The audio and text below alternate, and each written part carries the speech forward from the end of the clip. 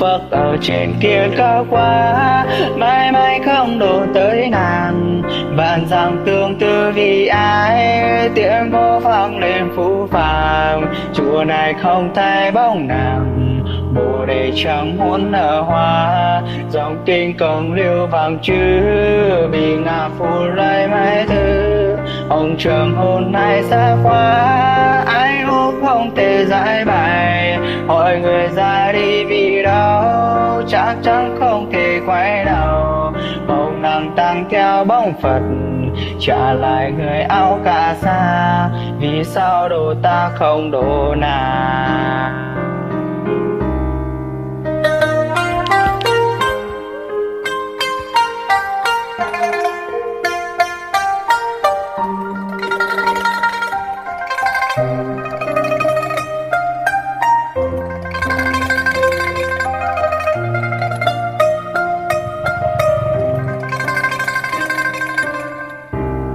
Vì người hoa rơi hiếu ý, khiến nước chảy cạn vô tình. Một thường niên hoa hờ tang, tiếng bó xưa rối loạn. Bồ đền không nghe tiếng nàng, hồng trường đã mãi đổ hoa. Mắt con vương màu máu, hồng nhang chẳng trông thấy đâu. Lại một tay ta gõ mõ, phá nắp không tưởng biến hòa. Vài độ xuân thu vừa qua, có lẽ không còn thấy nàng. Hỏi Phật trong kiếp này, ngày gõ mõ tụng kinh. Vì sao độ ta không độ nàng?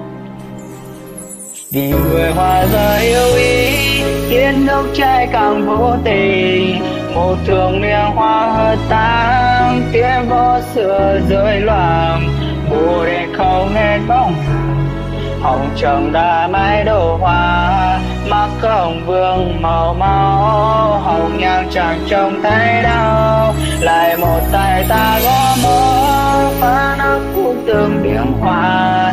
Vài độ xuân thu vừa qua, có lẽ không còn thấy nàng. Hỏi Phật trong kiếp này, ngày gõ mõ tụng kinh. Vì sao độ ta không độ nàng? Hỏi Phật trong kiếp này, ngày gõ mõ tụng kinh. Vì sao độ ta không độ nàng?